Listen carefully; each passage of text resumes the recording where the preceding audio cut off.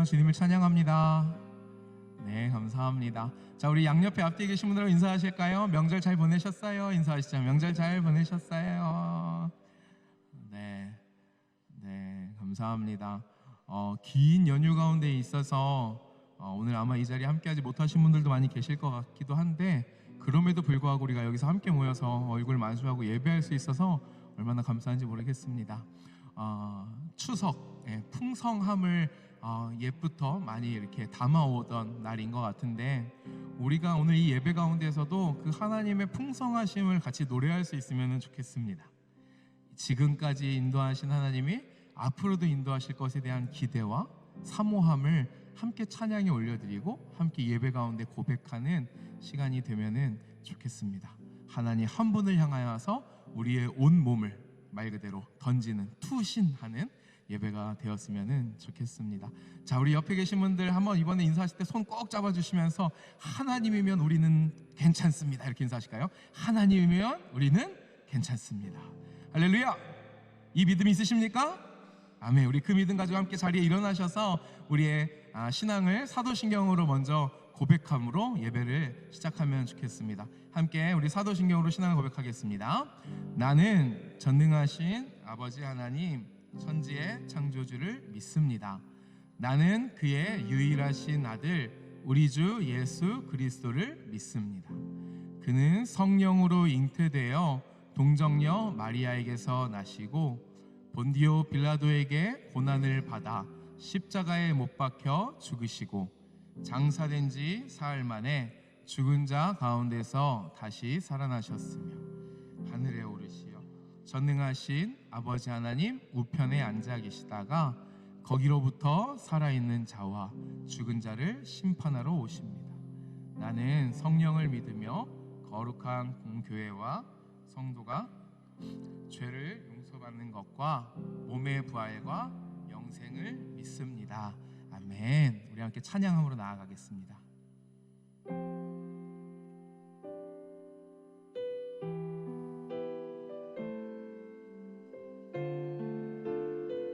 함께 은혜를 고백하겠습니다. 하나님의 은혜로 하나님의 은혜로 있을 데 없는 자 왜 구속하여 주는지 난 알 수 없도. 한 번 더요. 하나님의 은혜로 하나님의 은혜로 있을 데 없는 자 왜 구속하여 주는지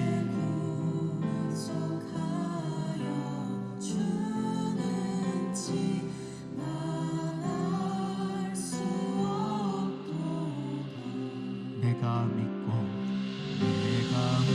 믿고 더 의지하는 내 모든 형편 잘 아는 주님 늘 보호해 주실 것을 나는 확실히 아네.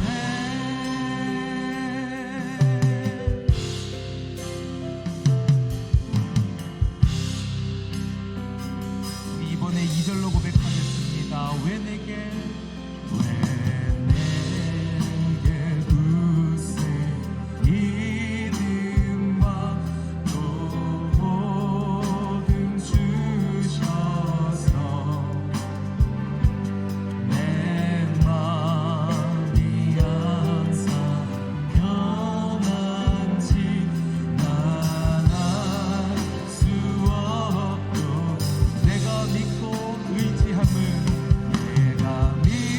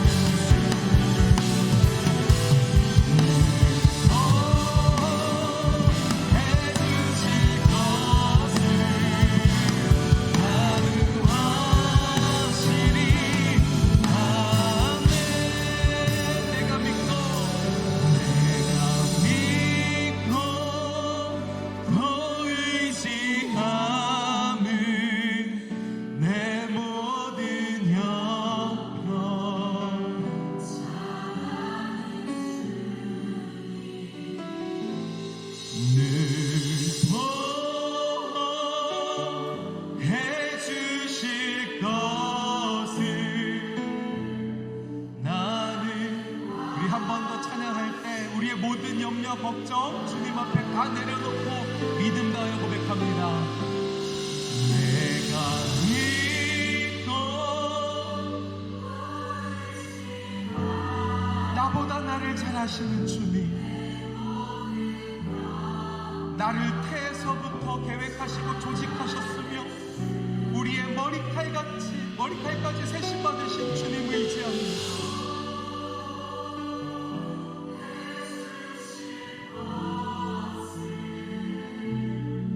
나는 확실히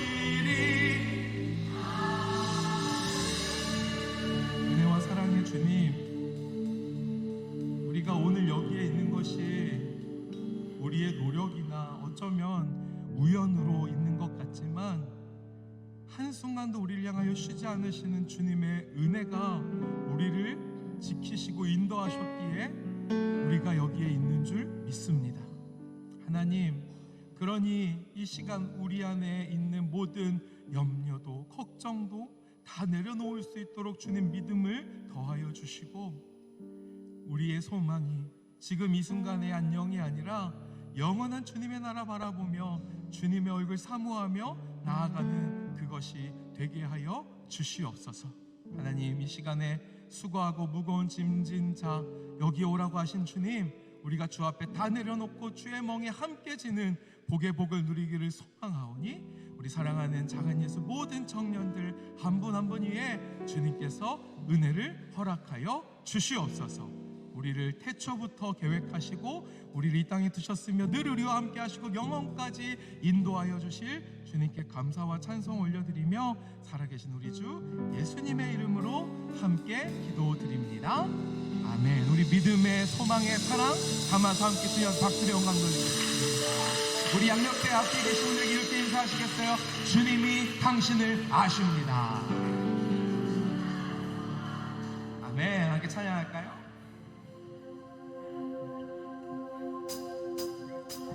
나보다 나를 잘 아시는 주님,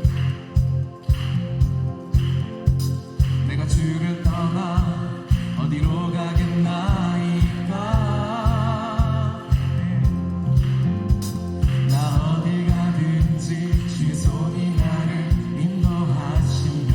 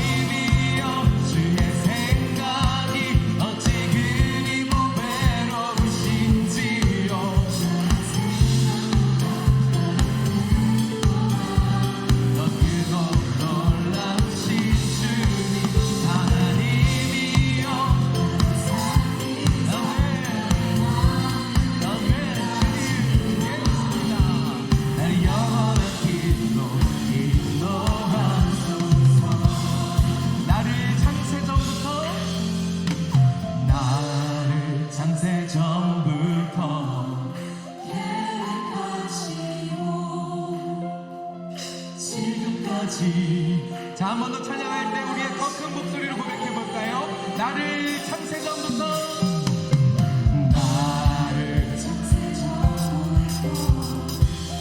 계획까지 지금까지 그리고 앞으로도 인도하시네. 네, 하나님이여 지금 외로우신지요 나의 생각보다 나의 뜻보다 더 크고 놀라우신 주님 하나님이여 나의 마음을 다시고 아멘 나를 영원한 길로 하나님이여 하나님이여 주의 생각이 어찌 그리 외로우신지요 나의 생각보다 나의 뜻보다 더 크고 놀라우신 주님 하나님이여 나를 살피사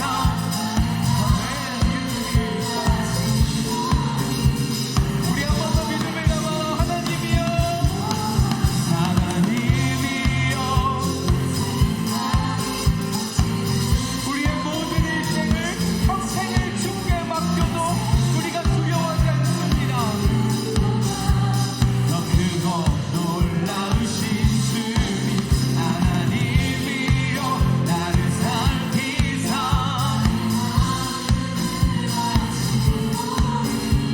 나를 영원한 길로 인도하소서. 할렐루야 우리 모든 것 되시는 주님 우리 알파 오메가 되시는 주님 앞에 우리 큰 영광의 박수 찬양의 박수를 드리겠습니다. 아멘.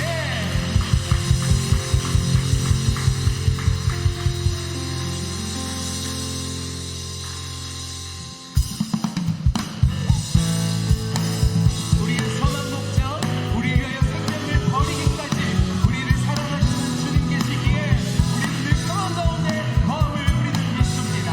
함께 우리의 선한 목자 되신 주님 앞에 고백하며 나아갑니다. 여호와를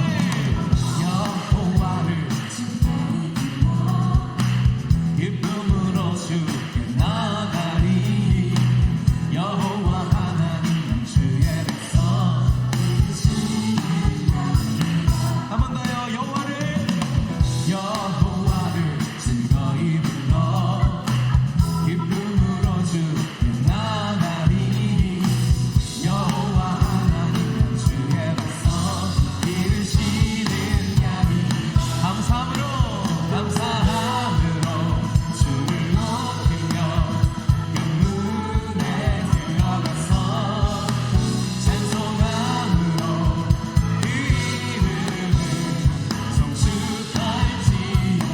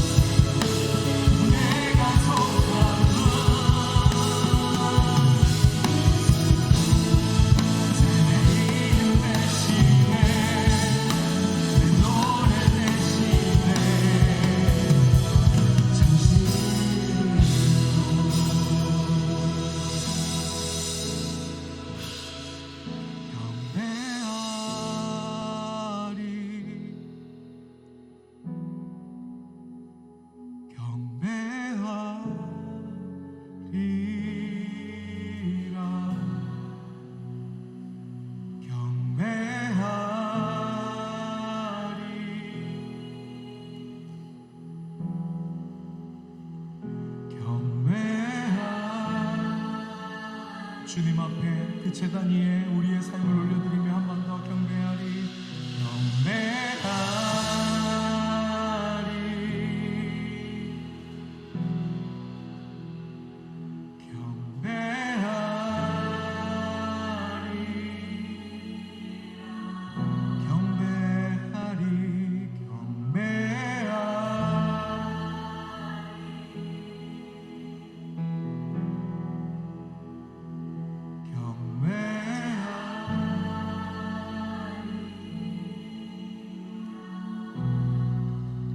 이 시간에 우리의 찬양을 우리의 기도에 담아 하나님 앞에 아뢰기 시작하실 때, 하나님, 내가 다른 어떤 것으로 의지하겠습니까? 내가 다른 어떤 것으로 힘을 얻겠습니까? 나의 시작이요 나의 끝이 되시고 나의 현재가 되시는 오직 하나님만이 내가 의지할 유일한 한 분 되심을 하나님 나는 믿습니다 라고 같이 기도하고 싶습니다. 그래서 하나님 앞에 계산하지 아니하고 우리의 모든 것을 온전히 드리기로 결단하며 함께 기도하실 때, 하나님 나를 받아 주시옵소서. 나를 받으시고 나의 삶에 하나님으로 채워 주시옵소서. 이 예배가 나는 비워지고 주님으로 채워지는, 나는 죽고 예수로 사는, 내가 예수로 가득 차는 귀한 시간 되게 하여 주시옵소서. 주님의 임재를, 성령을, 주의 말씀을 구하며 우리 간절한 심령으로 주여 한번 부르고 합심으로 기도하며 나아가겠습니다. 주여.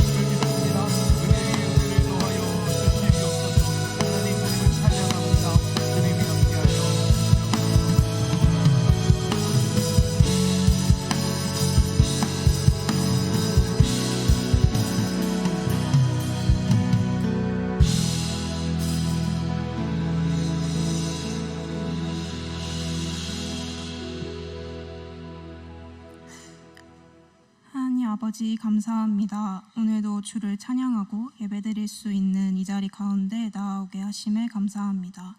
이 시간 주님만을 온전히 그리고 전심으로 예배드릴 수 있는 마음을 허락하여 주시옵소서. 주님, 지난 한 주를 돌아보며 우리의 생각과 감정이 앞선 순간들이 많았음을 고백합니다. 우리 삶의 주인 되시는 분은 오직 주님 한 분임을 고백합니다. 우리의 삶을 온전히 맡겨드릴 수 있는 믿음을 허락해 주세요. 우리의 만족과 유익을 선택하는 길이 아닌 주께서 보이신 그 생명의 길을 우리가 순종함으로 걸어갈 수 있는 믿음의 자녀로 바로 설 수 있도록 주님께 더욱 붙들릴 수 있길 기도합니다. 주님 인도하여 주시옵소서. 지난주 우리가 작정한 자들을 기억하며 기도하길 원합니다. 주님 손에 이 영혼들을 올려드리며 주의 전에 나와 함께 예배드릴 수 있는 기쁨을 드릴 수 있도록 인도하여 주시옵소서. 각자 작정한 영혼들을 마음에 품고 삶에서 기억하며 기도할 수 있도록 해주세요. 오늘의 예배를 위해 기도드립니다. 스프링과 호산나 찬양대의 찬양을 기쁘게 받아주시고 예배를 준비하는 모든 손길들을 기억해 주시고 축복해 주세요. 또한 이 시간 말씀 전해주시는 박지훈 목사님의 입술을 통하여 귀한 생명의 말씀이 선포될 때 우리의 심령이 변화되고 치유되는 놀라운 은혜와 축복이 나타나는 귀한 시간이 될 수 있도록 주님 함께해 주세요. 언제나 우리와 함께 하시며 완전하신 주 예수 그리스도의 이름으로 기도드립니다. 아멘.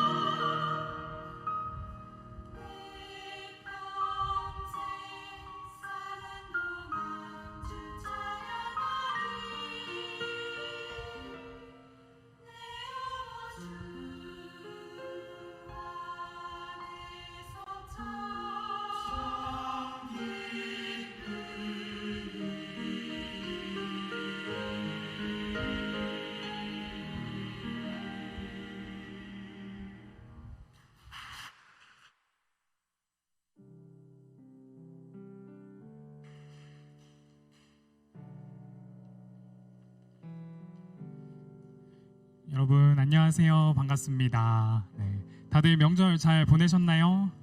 네, 긴 연휴 기간이지만 또 온라인으로 또 오프라인으로 또 예배 자리에 나오신 여러분들 또 사랑하고 축복합니다. 광고 전해드리도록 하겠습니다. 전도 대상자가 청장년 합쳐서 4,792명이 작정되었습니다. 계속해서 작정하신 전도 대상자들을 위해서 기도와 또 마음을 모아주시길 바랍니다. 10월 월상 예배가 돌아오는 주 수요일 오전 5시, 6시 4층 시온 성전에서 있습니다. 네, 벌써 2023년도 얼마 남지 않았는데요. 또 10월 한 달도 주님을 경험하고 또 말씀을 살아내는 한 달이 되기를 바랍니다.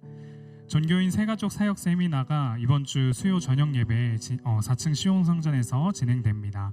강사는 박미진 전도사님께서 말씀 전해 주시겠습니다. 마지막으로 하반기 재미 토요 영어 성경학교 신청자를 모집하고 있습니다. 관심 있으신 분들은 주보를 참고해 주시고 주보에 나와 있는 오현택 목사님에게 신청 및 문의 바랍니다. 네, 오늘 또 처음 오시거나 작은 예수 공동체에서 계속해서 같이 신앙생활 또 새롭게 하고 싶으신 분들요, 예배 후에 여기 십자가 밑으로 오시면 새가족을 담당하고 있는 아브라함청에서 또 작은 예수 청년부에 대해 또 안내해 드리도록 하겠습니다. 네, 여러분 그러면 이 시간 좌우 또 앞뒤 바라보시면서 우리 서로를 향해서 축복하며 또 찬양하도록 하겠습니다.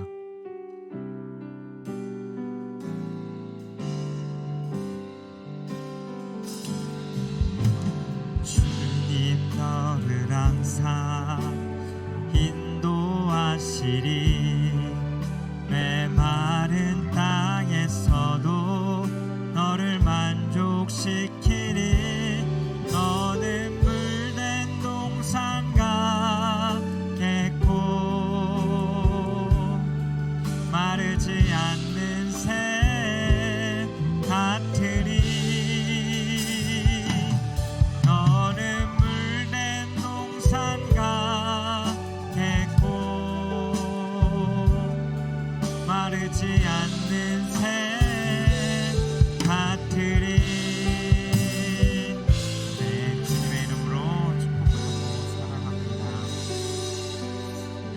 하나님께서 우리에게 주시는 말씀 함께 같이 보도록 하겠습니다. 신약 성경 마가복음 9장 14절에서 24절까지의 말씀입니다. 신약 성경 68면쯤 나와 있는 마가복음 9장 14절에서 24절까지의 말씀입니다. 우리 다 찾으셨으면 한 절씩 교독하고요. 우리 마지막 절은 함께 읽도록 하겠습니다. 이에 그들이 제자들에게 와서 보니 큰 무리가 그들을 둘러싸고 서기관들이 그들과 더불어 변론하고 있더라. 온 무리가 곧 예수를 보고 매우 놀라며 달려와 문안하거늘 예수께서 물으시되 너희가 무엇을 그들과 변론하느냐? 우리 중에 하나가 대답하되 선생님 말 못하는 귀신 들린 데야 선생님이 데려왔나이다. 귀신이 어디서든지 그를 잡으면 거꾸러져 거품을 흘리며 이를 갈며 그리고 파리해지는지라. 내가 선생님의 제자들에게 내쫓아 달라 하였으나 그들이 능히 하지 못하더이다. 대답하여 이르되 믿음이 없는 세대여 너희와 함께 있으며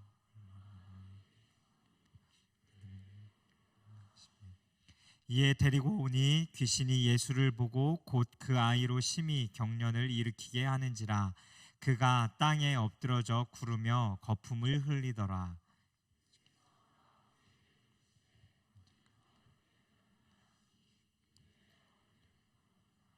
귀신이 그를 죽이려고 불과 물에 자주 던졌나이다. 그러나 무엇을 하실 수 있거든 우리를 불쌍히 여기사 도와주옵소서.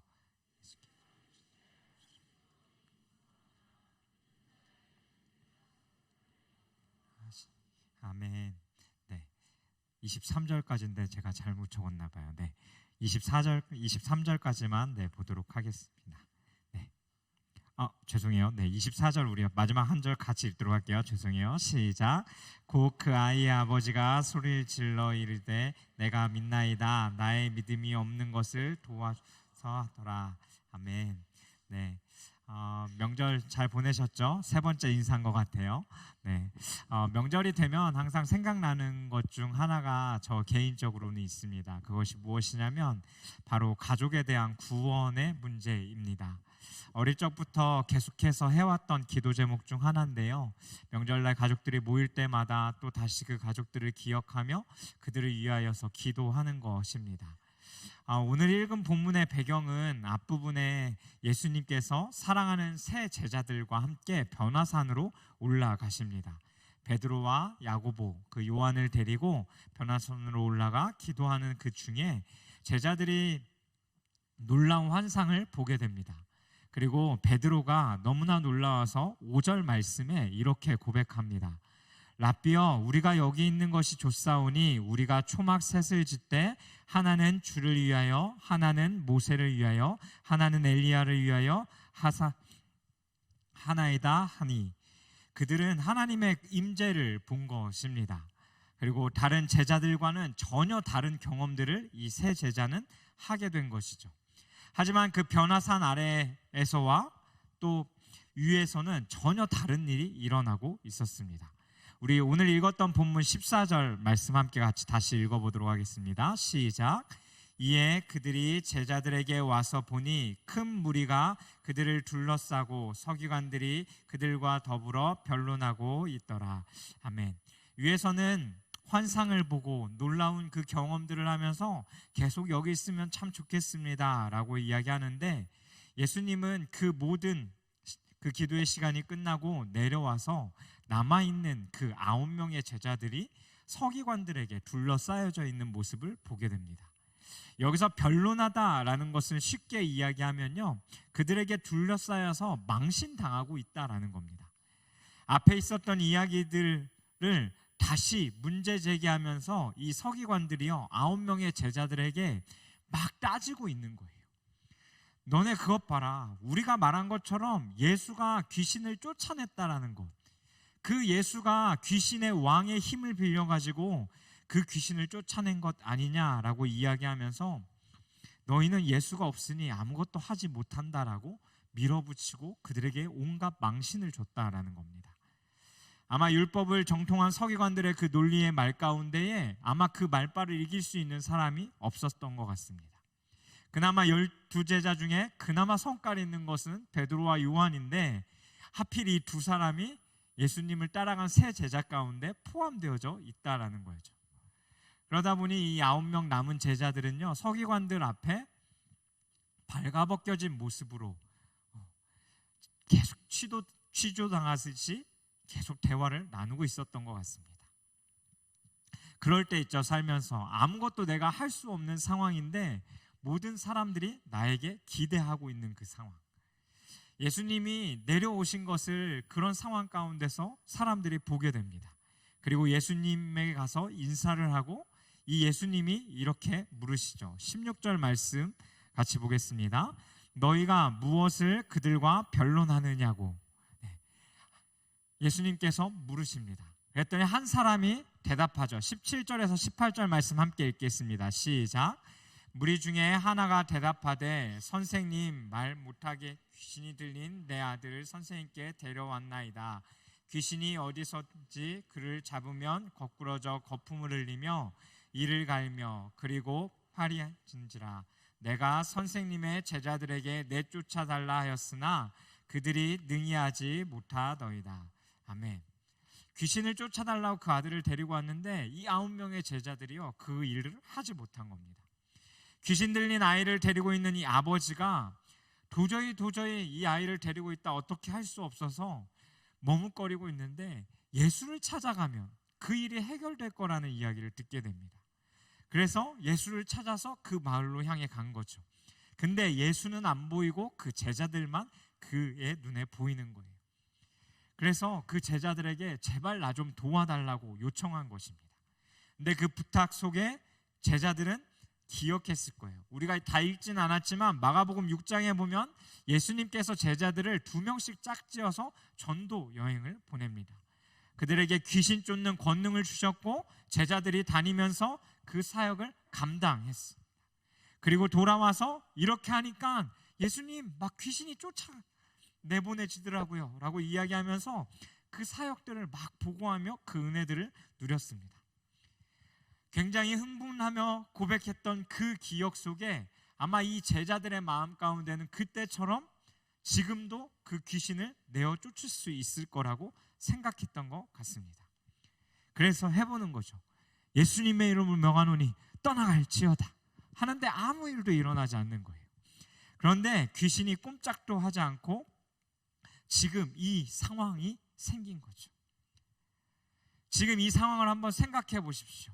9명의 그 제자들에게 기대하고 온 이 아버지의 원망스러운 눈빛과 실망한 눈빛, 그리고 감당하지 못하는 데다가 서기관들의 그 질문 세례가 끊임없이 제자들에게 일어나고 있는 겁니다. 서기관들과의 그 대화 가운데서는 이론과 경험이 계속해서 싸우고 있는 거죠. 저도 사역을 하다 보면 이것들이 참 많이 부딪힙니다. 경험을 더 많이 한 저의 신앙 가운데는 계속해서 이론과 그 이해를 돕는 말들이 찾아올 때 이걸 조율해 가야 되는데 계속해서 충돌이 생기는 겁니다. 경험했는데 지금 당장 무엇인가를 보여줄 수 없는 거예요. 요셉청 안에서도 회장과 회의를 하고 이야기를 하면서 계속해서 충돌하는 것 중 하나가 과거에 경험했던 것들과 지금 현실의 차이입니다. 근데 그때는 그렇게 경험했는데 지금은 막 뭔가 가시적으로 보이지 않는 거죠. 근데 이 두 모습을 한번 잘 생각해 보십시오. 변화산 위에서는 그 하나님의 임재와 거룩한 그 하나님의 나라가 가득했습니다. 그리고 그 하나님의 음성이 막 들리기 시작하고 거기에 모세와 엘리야까지 보이니 아마 이 세 제자에게는 놀라운 일이었을 겁니다. 근데 반대로 방금 읽었던 이 본문의 내용처럼 산 아래에선 어떤 모습들이 일어나고 있어요? 예수님의 부르심을 받은 그 제자들이 매우 공고한 그 현실 속에서 어떻게 할 줄 모르고 있는 상황이라는 겁니다. 막 식은땀을 삐질삐질 흘리면서 아마 서 있지 않았을까 상상해 보게 되는데, 저 위에는 하나님의 나라가 경험되어지는데 그 9명의 제자들이 있는 그 산 아래에서는 아무것도 경험되어지지 않고 있는 것이죠. 그리고 이게 우리들의 모습이 아닌가 싶습니다. 교회에서는, 수련회 가서는, 선교 가서는, 어떠한 교회 모임 가운데 참여해서는 막 경험되어지고 느껴지는 것 같은데 현실 밖으로 나와 보면 이 9명의 제자들과 같이 무능한 상태가 되어져 버리는 것이 우리의 모습 아니냐라는 거예요. 하나님의 나라는 이미 우리 가운데 시작되었고 또 이후의 시간에 내가 사는 그 현실도 분명 하나님의 나라이고 현실을 살아가는 그 시간들인데, 내가 경험하고 내가 느끼고 내가 확신하고 있는 그 하나님의 나라 가운데 분명 나는 삶에도 불구하고 다른 사람들 앞에 이 무능한 9명의 제자처럼 이 믿음의 증거가 나타나지 않고 있는 모습으로 살아가고 있는 모습이 우리의 모습이라는 거죠. 그리고 이 둘 사이에 우리의 그 괴로움이 있는 겁니다. 제자들의 모습 속에 우리의 모습을 보았다라면 아버지의 모습 속에서 정말 힘든 상황 가운데에 반대로 교회로 찾아오는 사람들의 모습을 우리가 생각해 보게 됩니다. 오랜 시간 동안에 얼마나 가슴이 찢어지고 답답하고 안타까웠을까. 아이가 있어서 그런지 그 아버지의 마음이 더 이해가 됩니다. 아이의 상태를 보십시오. 17절에 말 못하는 귀신이 들려서 입을 열지도 못하고 말을 하지도 못합니다. 18절에 보면요, 때와 장소를 가리지 않고 어디서든지 귀신이 마음대로 거꾸러뜨리고 거품 흘리게 하고 이를 갈게 하고 온몸에 핏기가 없어져서 죽은 것처럼 보이게도 만듭니다. 20절에 보니까 때로는 심한 격렬을 일으키기도 하고 22절에 보니까 그 아이를 죽이려고 물과 불에 자주 던져버렸다라고 말씀합니다. 어릴 적부터 아마 지금 이 아이가 혹시나 청소년이라면, 아니 적어도 어린아이라면 수년간 이 아이가 겪고 있을 그 고통과 그 고통 앞에 대책 없이 바라만 봐야 하는 아마 아버지의 모습은, 그리고 아버지의 마음은 괴로움 그 자체였을 겁니다. 근데 사람들이 그것으로만 끝나는 것이 아니라 주변 사람들이 수군거리는 거예요. 저 아들 귀신 들렸다고. 그래서 정상적인 아이 하나를 돌보는 것도 힘듦에도 불구하고 이 아버지의 마음 가운데는 그 어려움들이 분명 있었을 겁니다. 개선될 여지가 보이지 않는 그 절막하고 막막함 앞에서 끊임없이 삶 속에 생겨나는 그 알 수 없는 패턴들이요, 불규칙적이고 불안정하고 웃음이 사라지는 그 순간, 여러분 그때를 한번 생각해 보십시오. 내가 아버지라 생각하고 내 그런 아버지의 마음 가운데에 언제나 바랬던 거 한 가지가 있다면 이 아들이 치유되는 것일 겁니다. 그것을 위해서 온 동네 방네를 뛰어다니며 약도 찾아보고 점쟁이도 찾아보고 다 찾아다녔을 거예요. 그런데 예수님의 이야기를 이 아버지가 듣게 된 것이죠. 너무 기뻐서 희망을 가지고 믿음을 가지고 달려갔는데 예수님이 안 계신 겁니다. 근데 제자들이 보여요. 그래서 내가 들어보니까 당신들도 얼마 전에 그 귀신들을 내어 쫓았다라고 하는데 제발 나 좀 도와달라고 요청하는 겁니다. 근데 오늘 우리가 말씀 읽었던 것처럼 제자들은 아무것도 하지 못했던 거예요. 차라리 예수님이 안 계시면 우리 아무것도 못해요 라고 했다라면 아마 이런 상황이 벌어지지 않았을 겁니다. 경험을 생각하며 내가 할 수 있다라고, 그런데 아무 일도 일어나지 않은 거죠. 이 모습이요, 지금 이 아버지의 모습, 그리고 제자들과 함께 그 자리에 멍하니 서 있는 그 모습, 우리가 속해 있는 교회의 현실이 아닌가 싶습니다. 많은 사람들이 수많은 문제들을 가지고 내가 왜 살아야 하는지, 삶의 의미가 뭔지, 목적이 뭔지, 내가 뭘 보고 달려가야 되는지, 그 존재의 목적들을 끊임없이 질문하고 풀리지 않는 그 질문들 속에 희망을 찾고자 찾아오는데 문제는 거기에 예수님이 안 계신 거예요. 많은 사람들이 그 문제를 해결하고자 또 교회로 찾아와 보지만 그 안에 예수님이 계시지 않은 것이죠. 예수를 보여줘야 하는데 예수를 흉내만 내고 있는, 아무런 역사도 일어나지 않는 그 모습, 그것이 우리의 교회의 모습은 아닌지 질문해 봐야 할 겁니다. 그 상황 가운데 예수님이 내려오신 거예요. 예수님은 예수님이 없으면 아무것도 안 되는 그 현실 그냥 바라만 보시고 즐기지 않으셨습니다. 19절 말씀 함께 읽겠습니다. 19절 말씀입니다. 시작. 대답하여 이르시되 믿음이 없는 세대여, 내가 얼마나 너희와 함께 있으며 얼마나 너희에게 참으리요, 그를 내게로 데려오라 하시매. 이 말씀을 예수님이 누구에게 한 것일까요? 제자들에게만 한 말일까요? 아니요, 저는 이 상황 가운데 서 있었던 모든 자들을 향해서 예수님이 말씀하셨다라고 생각합니다. 먼저는 제자들을 향해서 꾸짖으셨겠죠. 예수님은 제자들이 예수님의 사역을 대신하기를 원하셨어요. 그래서 그만한 능력도 주셨고 대신할 수 있도록, 그리고 대신할 수 있을 거라고 예수님은 믿으셨던 것 같습니다. 그럼과 동시에 그곳에 있던 구경꾼들을 향해서도 꾸짖으신 거죠. 아이에 대한 안타까움과 하나님에 대한 소망 없이 구경만 하고 있는 그들을 향해서, 또 누구를 향해서요? 서기관들을 향해서 꾸짖으셨습니다.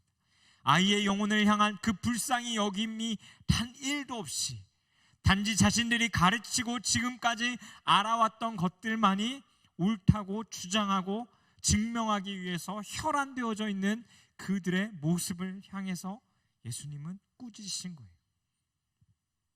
그리고 동시에 마지막으로 아이를 고쳐주기 위해 그 아들을 데리고 온 아버지를 향해서도 꾸짖으신 겁니다. 21절에 언제부터 그랬냐라는 그 답변 앞에 아들의 상황을 설명하고 있습니다. 22절에 우리가 아까 읽었던 것처럼 그러나 무엇을 할 수 있거든 이라고 말합니다. 아들은 그 귀신 들려서 괴로워하고 있는 그 상황 가운데 이 아버지는 아들이 나을 수만 있다면 예수님께 어떻게든 데리고 가서 어떻게 해보려고 했어요. 근데 와서 정작 그 제자들의 모습을 보고 나니까 이 실망한 마음에 예수님을 향해서도 그냥 믿음 없는 말을 내던진 겁니다. 그러나 무엇을 하실 수 있거든. 이것을 원어적으로 보면 비꼬아서 이야기하는 겁니다. 어디 당신도 할 수 있으면 한번 해보라고 이야기하는 뉘앙스인 거죠. 거기에 덧붙여서 예수님이 23절 말씀 가운데 이렇게 말씀하십니다. 우리 23절 말씀 함께 있습니다. 시작. 예수께서 이르시되 할 수 있거든이 무슨 말이냐? 믿는 자에게는 능히 하지 못할 일이 없느니라 하시니. 이 아버지에게는 믿음이 있었어요. 그러니까 이 아들을 그 앞에까지 데리고 간 것이겠죠. 그런데 문제는 뭐냐면 이 앞에 와서 마음은 믿지 않고 있어요. 믿음이 없는 거죠. 너무 미약한, 더 쉽게 표현하자면 유보적인 믿음을 향해 예수님은 이 아버지를 향해서 꾸짖으시는 겁니다. 분명 믿어서 여기 왔는데 할 수만 있다면 이라는 식의 그 마음을 가지고 있는 그 아버지의 마음을 향해서 꾸짖으신 거예요. 이것을 무엇이라고 이야기하냐면 유보적인 믿음이라고 이야기합니다. 우리의 모습이 그렇다라는 거죠. 믿긴 하는데 여전히 우리들 안에는 그 의심이 깔려 있는 거예요. 비상적이고 언제 이루어질지 모르는 상황 속에 그 어떤 것도 하고 있지 않는 우리의 모습이 이 아버지의 모습과 비슷할지도 모르겠습니다. 제 모습이 그렇더라고요. 그때 가봐서 한번 상황 보자라는 말들로 제가 청년들에게 자주 이야기하고 있는 저 자신의 모습을 보게 됩니다. 내가 더 깊이 주님께 여쭙고 결단하고 행해야 되는 그 일들 속에서 그러지 못하고 있는 저 자신의 모습을 보게 되더라고요. 그리고 계속해서 미루는 거죠. 내 삶을 맡긴다고 말하지만 맡긴다라는 것 그 이면에 정말 내가 주님이 원하시는 것이 무엇인지에 대한 그 확신이 없는 것이죠. 또 과연 정말 예수님이 이걸 해결해 주실 수 있을까? 해결해 주신다면 감사하겠지만 이라는 그 정도의 믿음으로 머물러 있는 겁니다. 그런 상황 속에 있는 그들을 향해 예수님이 찾아오셔서 꾸짖으신 거예요. 그리고 그 꾸짖음 뒤에 예수님이 이렇게 말씀하시죠. 뭐라고 말씀하세요? 내게로 데려오라. 그런 세상, 우리가 사는 이 세상 속에 많은 사람들이 그 문제들을 해결해 가길 원해요. 근데 그 세상 사람들만 그것을 해결하길 원합니까? 아니요. 우리도 우리들의 삶 가운데 생기는 그 끊임없는 문제들이 예수 그리스도 안에서 해결되어지기를 원한다라는 거죠. 데리고 오든지 아니면 나의 삶의 문제를 가지고 가든지 예수님이 나에게 데려오라라는 그 말 가운데요, 내가 데리고 가든지 아니면 내 삶의 문제를 가지고 그 예수님께로 나아가야 한다라는 겁니다. 데려오라라는 이 단어의 의미는요, 감당하다라는 의미를 가지고 있습니다. 쉽게 이야기하면 뭐예요? 예수님이 이 말을 하실 때는 내가 너의 그 모든 문제를 담당하겠다, 감당하겠다라고 말씀하시는 겁니다. 그리고 아버지를 향해 예수님께서 이렇게 물으시죠. 21절 말씀에 보면 뭐라고 물어요? 언제부터 이렇게 됐느냐라고. 여러분, 예수님의 마음이 느껴지십니까? 얼굴에 그 아버지의 마음을 다 공감하듯 그 수년간 그 아들을 데리고 살아왔던 그의 삶을 다 공감하듯 예수님이 물으신 거예요. 언제부터 이렇게 되었느냐라고. 그리고 그 아버지의 상태를 이야기하며, 아버지는 아들의 상태를 이야기하며 예수님께 다시 이렇게 이야기합니다. 우리를 불쌍히 여기사 도와주옵소서. 여기서 우리라는 단어는 아들뿐만 아니다, 나, 아버지 자신을 포함하고 있는 단어입니다. 아버지의 그 심정인 것이죠. 예수님, 나도 불쌍히 여겨주십시오 라고 말하고 있는 겁니다. 지금까지 아들을 돌보며 내 마음과 내 삶 가운데 생겨났던 그 마음의 병도 예수님 불쌍히 여겨달라고, 고쳐달라고 이야기하고 있는 거예요. 앞서 말한 것처럼 그 아버지의 마음속에는 아들이 낳을 거라는 그 믿음이 없었습니다. 왜요? 사람들에게 한번 실망했거든요. 그런데 예수님은 그 말을 듣고 아버지에게 꾸짖은 이후에 꾸짖음으로 내버려 두지 않고 그 아버지에게 다시 믿음을 요청하고 계십니다. 23절 말씀입니다. 예수께서 이르시되 할 수 있거든이 무슨 말이냐? 믿는 자에게는 능히 하지 못할 일이 없느니라 하시니. 여기서 놀라운 사실은 무엇이냐면요, 예수님은 아들을 고치기 이전에 이 아버지를 먼저 만지셨다라는 겁니다. 그 귀신 들린 아들을 고치기 이전에 이 믿음 없는 아버지의 마음을 먼저 회복시키시고 변화시켰다라는 거예요. 아들을 먼저 회복시킨 것이 아니라 이 아버지의 믿음을 만지신 것이죠. 그때 아버지가 24절에 이렇게 대답합니다. 내가 믿나이다. 나의 믿음 없음을 도와주소서. 말씀을 정리할까 합니다. 제자들이 처한 그 상황이 우리들의 신앙의 모습은 아닌지 먼저 우리가 좀 질문해 보았으면 좋겠습니다.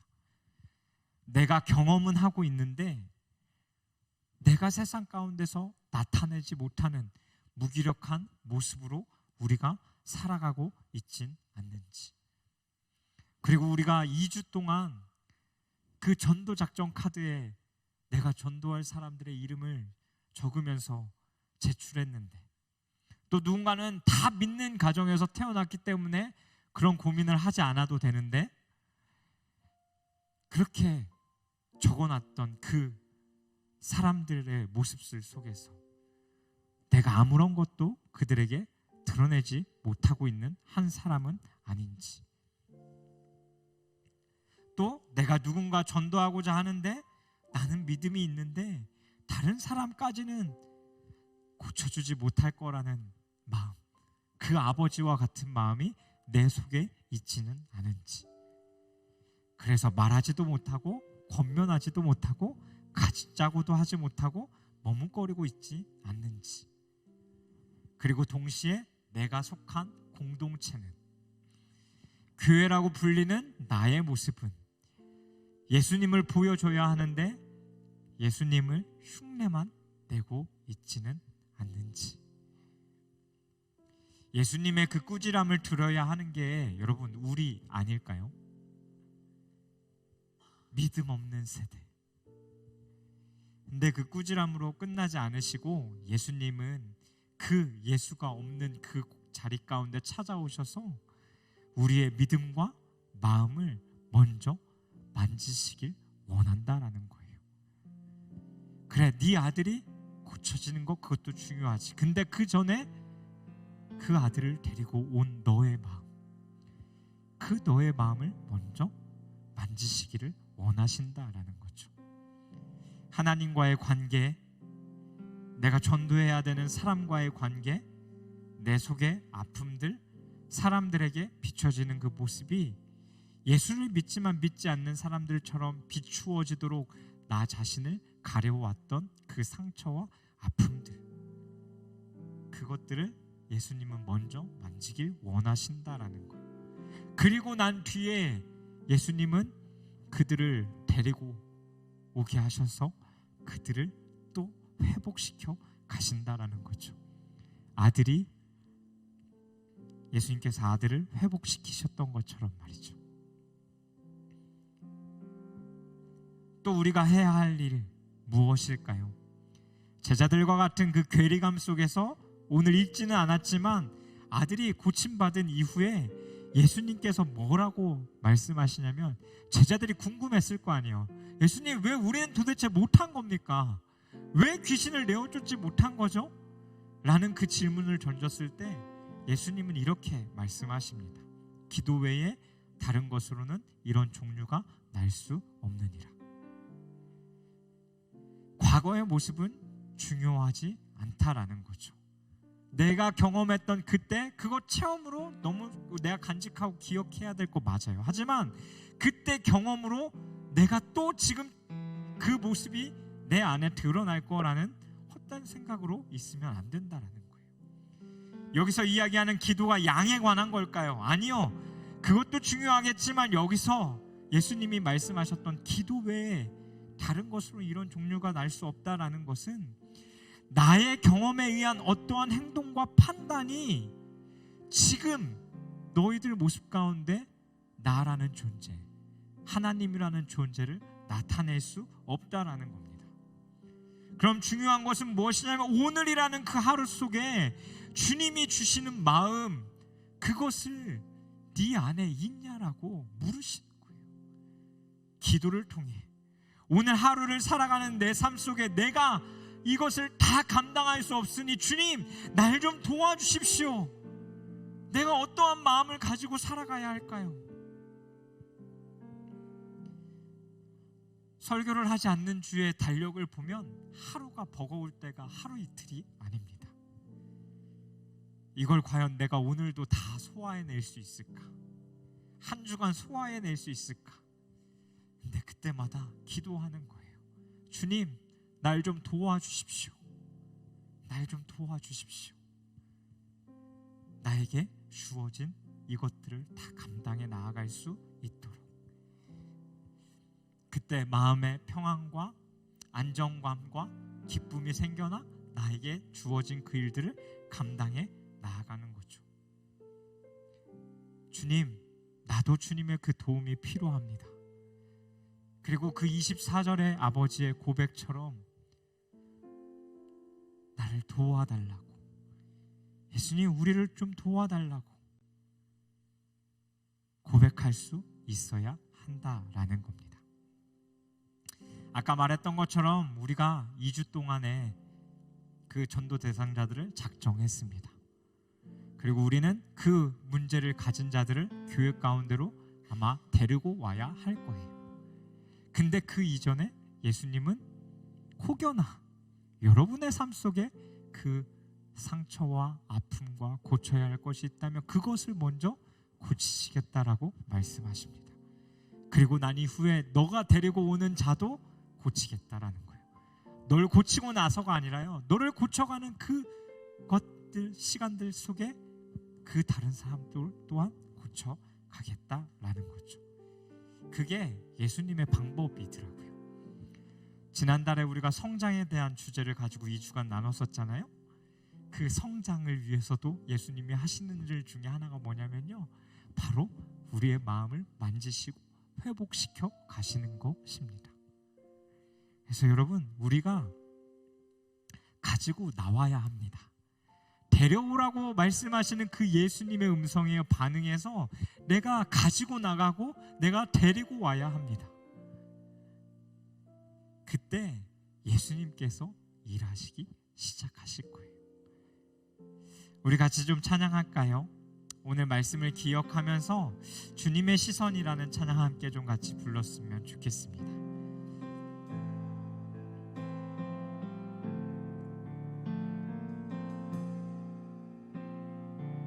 같이 찬양할까요? 흐르는 시간이 한숨만 남기고 반복된 실패 속 지쳐갈 때 내 맘의 소망이 눈물 조각 될 때 내 곁에 다가와 부르시네. 주님의 시선 나를 비추시고 상처난 내 맘 만지시네.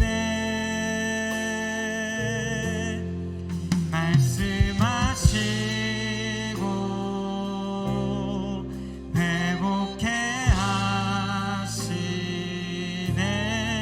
주님 사랑이 다시 살게 하시네.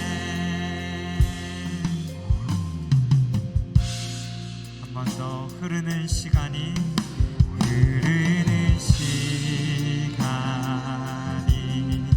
한숨만 남기고 반복된 실패 속 지쳐갈 때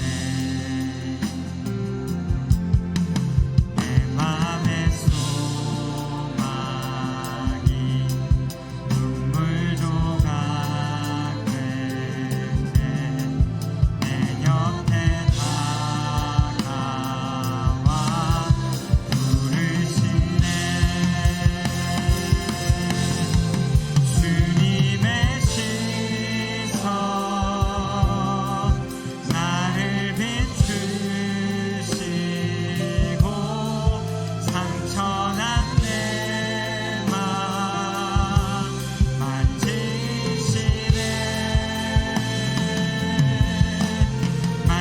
말씀하시고 화목케 하시네. 주의 사랑이 다시 살게 하시네. 주님의 시선 주님의 시선 나를 비추시고 상처난 내 맘 만지시네. 말씀하시고 회복케 하시네.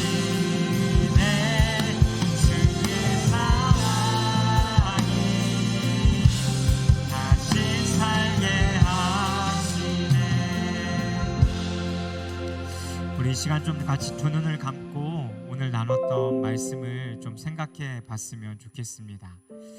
여러분의 신앙의 모습들 그리고 여러분의 삶의 마음들 여러분 안에 어떠한지 한번 질문해 보셨으면 좋겠습니다.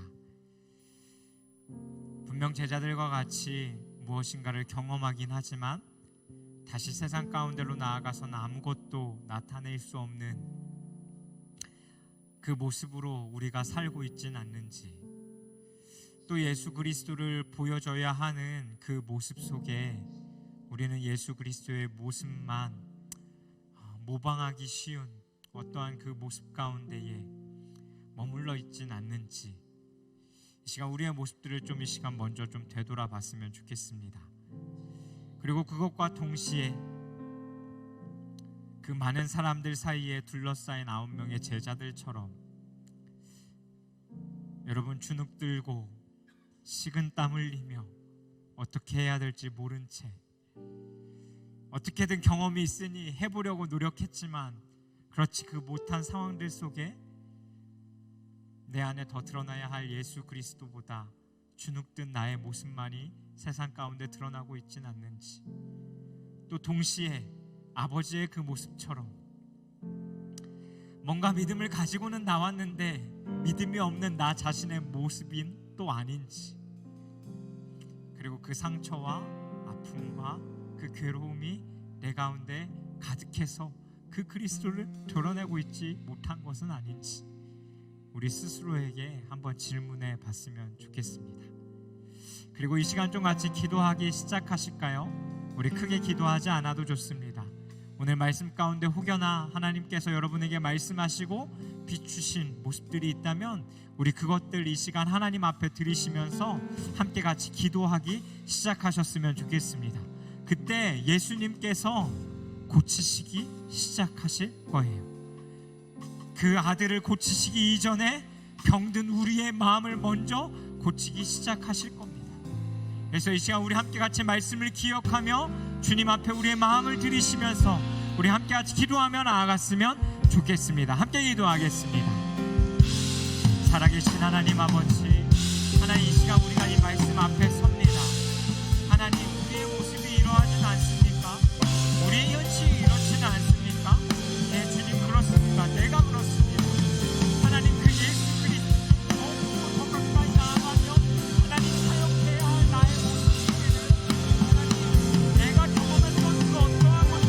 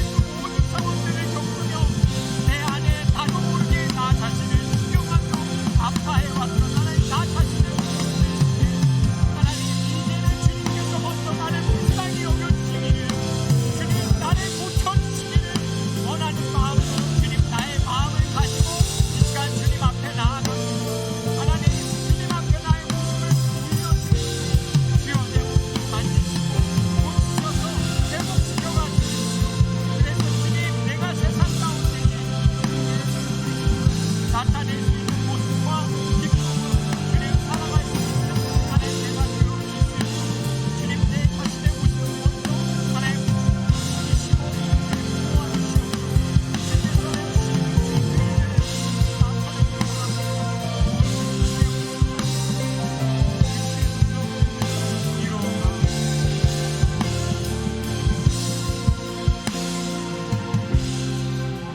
우리 이 시간 한 번 더 같이 기도할 때는 여러분들 주변에 그 예수님께로 데려오고자 하는 자들을 위해 함께 같이 중보했으면 좋겠습니다. 그들의 이름을 부르며 여러분 기도하십시오. 그들도 삶에 문제가 있고 여전히 어떻게 살아가야 될지 몰라서 우리와 다른 방법들을 선택해서 그들 나름대로 그 답을 찾고자 몸부림치며 살아갑니다. 그게 내 가족이 됐건 친구가 됐건 내 회사 동료가 됐건 내 주변에 그 예수님께로 돌아와야 할 자들을 기억하십시다. 그리고 그들의 이름을 부르며 이 시간 예수님께 우리가 같이 좀 기도했으면 좋겠습니다. 주님, 그도 불쌍히 여겨주십시오. 그리고 주님 도와주십시오.